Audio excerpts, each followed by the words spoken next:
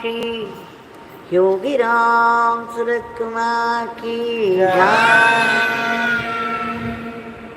Sarvam Yogi Ram Surat Kumar Arpanamastu.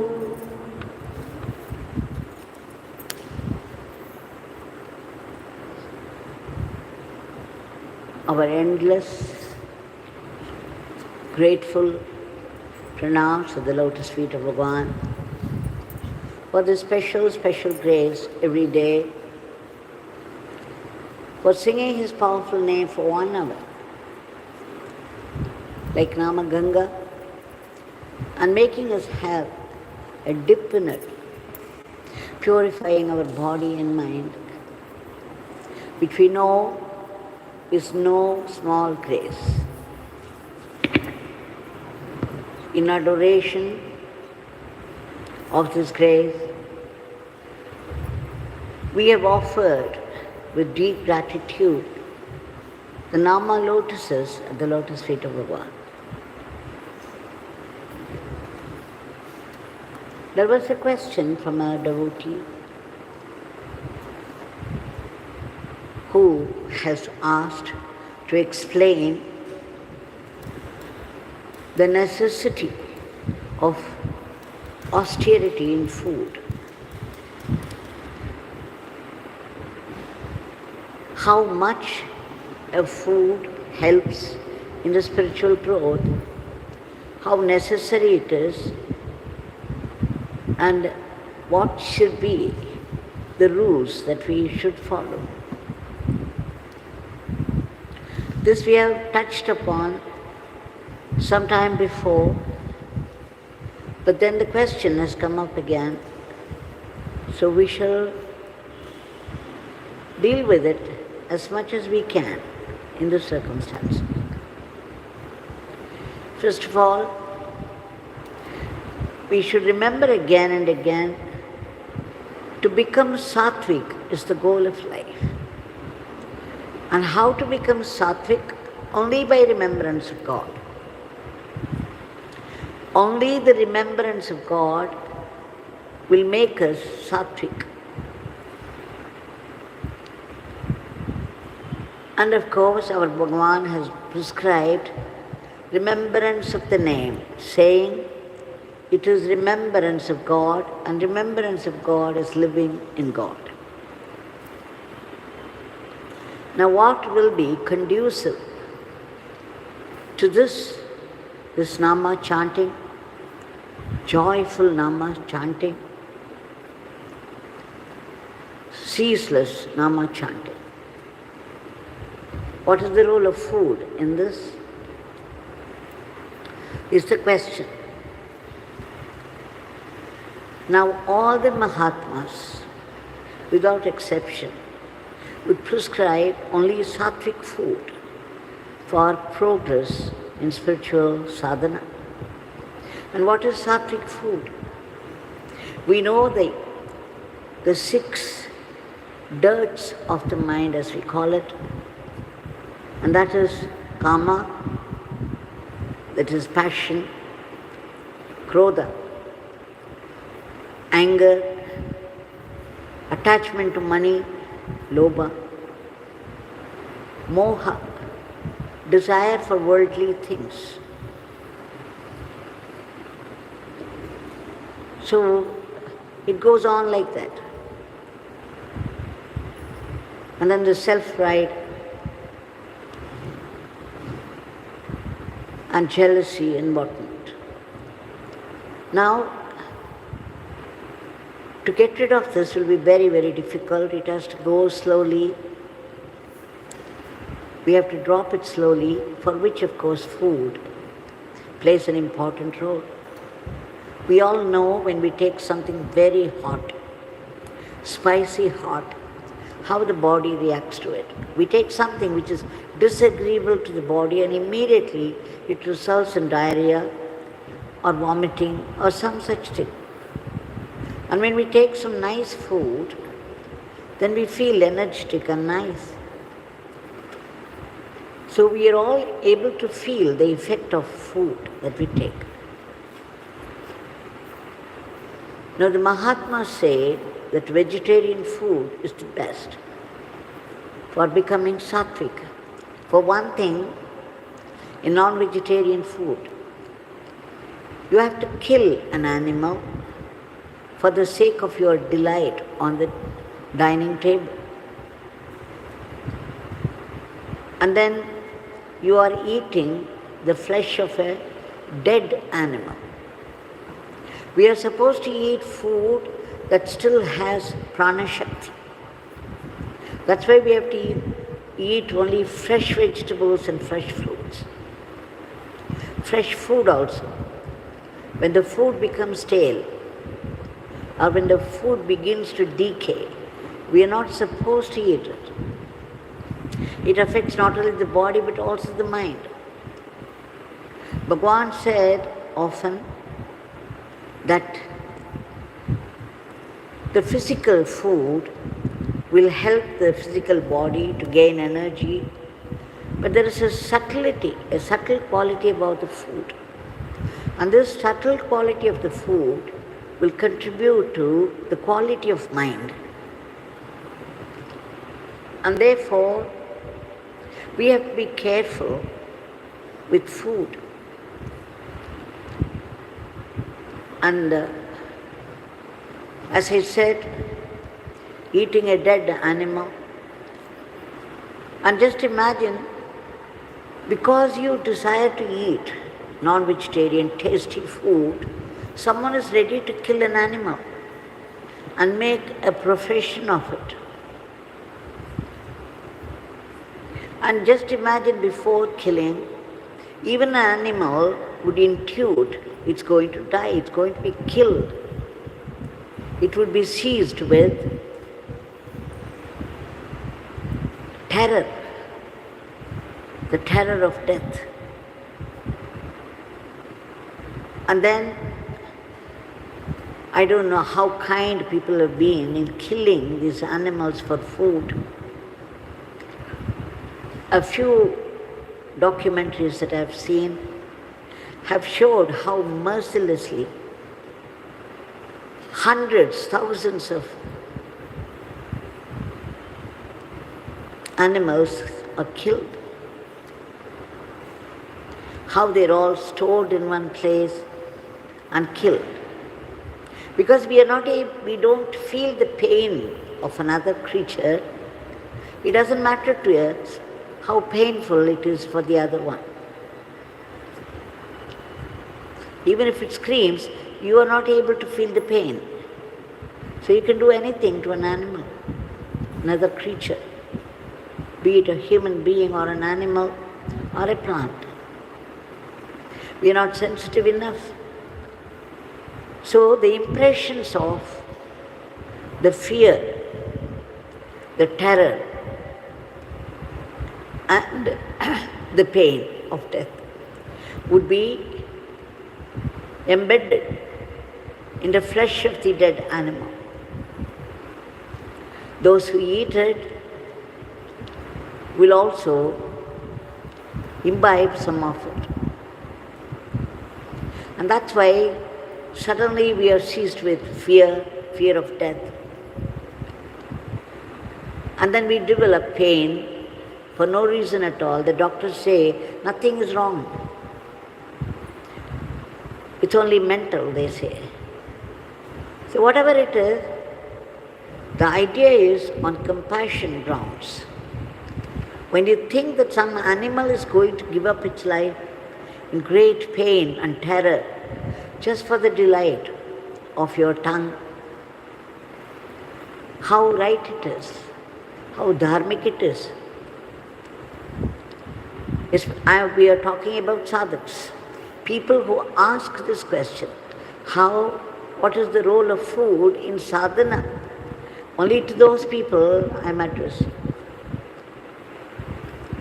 So for those sadhaks who intend to become sattvic in life, because only sattva, the quality of sattva can take us to God, where there is no anger, vengeance, jealousy, passion, fear, any of those strong emotions.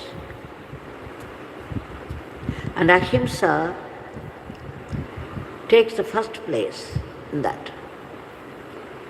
Ahimsa is not harming any creature.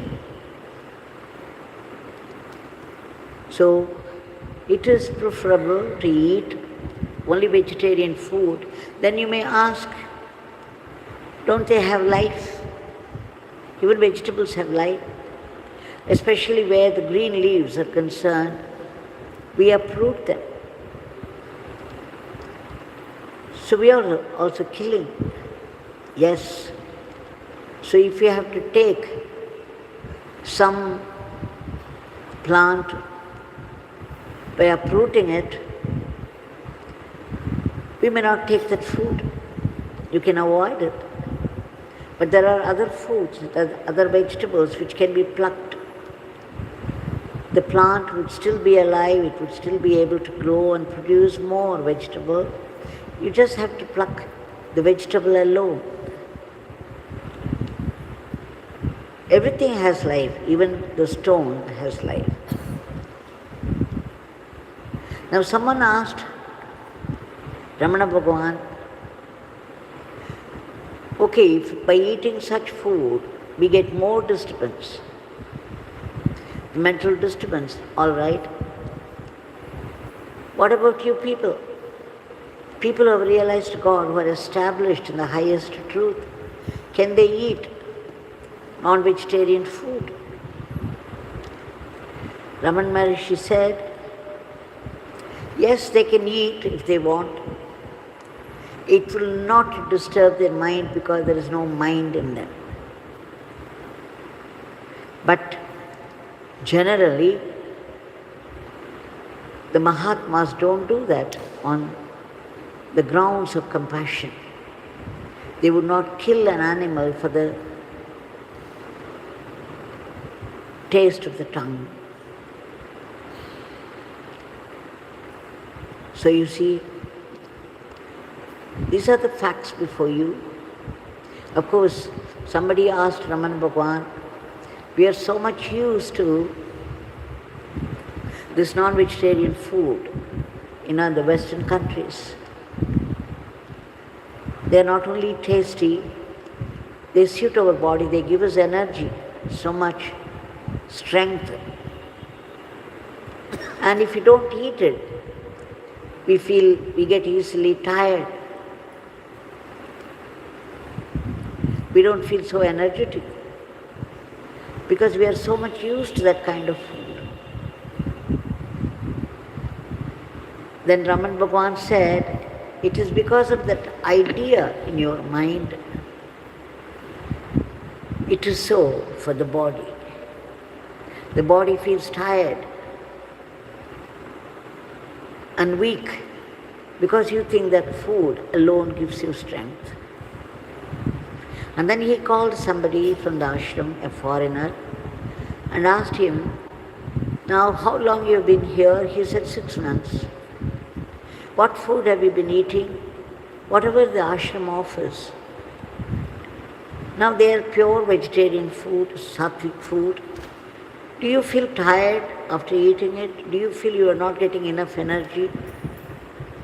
He said, no. I feel happy with it. It doesn't affect me in any way. I like the food and it suits me also.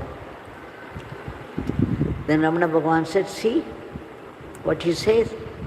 So it is an idea in the mind. Once an idea is lodged in the mind, then it becomes a physical demand. And that's how we suffer. So these are the facts about the role of food in spiritual sadhana. Of course, one may take it or leave it. As I said repeatedly, it's meant only for sadhaks. If you are not a sadhak, if you have both your feet rooted in worldly life, you may do what you like. Whatever food suits you is fine. We shall now offer our today's prayer at the lotus feet of Bhagavan. Bhagavan, we beg you again and again, 1,000,000 times for your immediate divine intervention to change the way of the world, which is full of violence today. There's lack of harmony, order and discipline in the lives of people, and people live any way they like and create a philosophy to suit themselves, to justify what they are doing. And there is already this war going on between the two countries with its own justification. But we have seen the devastating results of this. And there are sudden attacks of those cruel diseases and the violent furies of nature and those terrible accidents. We beg you, Bhagavan, to stop this war in the first place, so that peace be prevalent between the countries, and there should be no mention of the word war at all among the countries of the world. And Bhagavan, we also beg you to bring in unity, harmony, order and discipline into the lives of people, so that they live a dharmic life with remembrance of God. We also beg you to keep under your control those killer diseases and the violence of nature and those terrible accidents. We also beg you to uproot all the asuric, rakshasic thoughts from the human mind, for they are responsible for today's world of violence. And in this world, whatever country people belong to, whatever language they speak, and whatever religion they have embraced, they are also attacked by the past karmas, and they too suffer without help or protection. They may not believe in the theory of karma or rebirth, and yet the karma attacks them, as is its rule. We beg you, Bhagavan, to reach out to the whole lot of people who have come under the agonizing effects of karma and are suffering. We also beg you to protect all those unselfish people who have been working hard for the welfare of the others from unnecessary, unhealthy, unworthy comments of criticism and aspersion. We also beg you to give a big boost to the economy of the country and promote the growth in varied fields of activity, so that this would reach, India would reach the highest status of the world teacher to conduct the whole world in the path of dharma. We pray to you in all earnestness and sincerity for ceaseless, joyful chanting of your name and unbroken remembrance of your teachings and leelas, so that we assimilate it into our system and make it Atma Shakti. Please bless us to be only sattvic instruments in your hands and not rakshasic instruments. And please bless us to run our everyday life as an offering to you and not be caught by the snares of Maya. And Bhagavan, we beg you to bless us with that ultimate state of being, the state of bliss and peace of yours. But we know we have to be purified. And how do we go about it? The mind being full of those vasanas, as we call it, the residual latent impressions of our past karmas, because of which there will be sudden attacks of fear, anger, passion, jealousy, sorrow, which often turns into depression. And in these days, you ask anybody, they would say, I am in depression and I am taking medicine. Now all that is because of the latent tendencies which you have collected from your past karmas. But Bhagavan said, the divine name is a very powerful weapon against the past bad karmas, and so we take refuge in the powerful Nama, Yogi Ram Sarat Kumar, and beg you, Bhagwan, for early purification. And wherever we live in this world, whatever duty falls upon us, we know it's all your service, your work. So we should be able to do it in the spirit of service to you, and that joyfully, without any complaint or unhealthy competition or jealousy, so that all this would become Atma Shakti. And Bhagwan, we beg you again to bless us, to practice acceptance of whatever life brings to us, be it a joy or grief. They, coming from the divine, can only be a great blessing meant for our spiritual growth, for our purification. When a bad karma begins to play up and a certain punishment occurs in life, which turns over the whole life upside down, we see that everything misfires in life. We collapse. We begin to blame bitterly every other person for our own failure. And we resent God and His grace, feeling terribly let down. But then God, out of His compassion, puts a blessing even in the punishment, so that it pushes us towards God, and it gives us a higher wisdom. The wisdom that God is our only security, not whatever we thought as security. So we beg you, Bhagwan, to bless us with clear vision of your vibrant presence and the knowledge that it is your will that's behind all the happenings of life and the world. Please bless us to be grateful to you even for the adversities of life.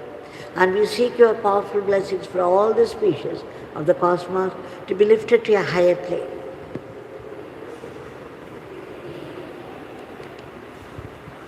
So that they be blessed with relief from their suffering. And Bhagwan, we seek redemption from the vicious cycle of repeated births and deaths,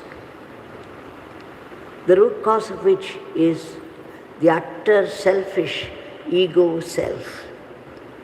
We beg you to uproot it and promote the Atma Bhava, so that we be blessed with that immortal life, that eternal living in merger with you, or eternal servitude to you, that eternal supreme divinity.